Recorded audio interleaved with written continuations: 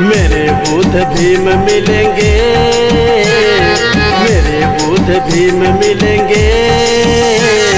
देखो मेरे सीने में मेरे बुद्ध भीम मिलेंगे। देखो मेरे सीने में।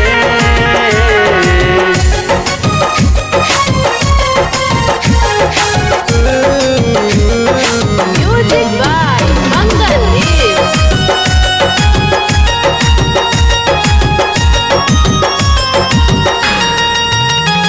था दुनिया ने ठुकराया तो बुद्ध ने अपनाया है सच्ची राह जो उसे भीम ने दिखाया।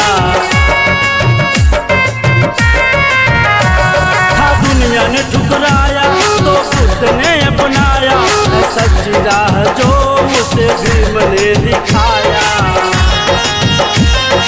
कुछ मजा नहीं है बहुजन घुट घुट के जीने में। कुछ मजा नहीं है बहुजन घुट घुट के जीने में। मेरे बुद्ध भीम मिलेंगे, मेरे बुद्ध भीम मिलेंगे। देखो मेरे सीने में मेरे बुद्ध भीम मिलेंगे।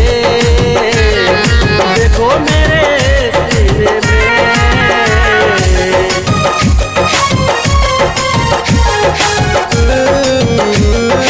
Music by Mangal Dev।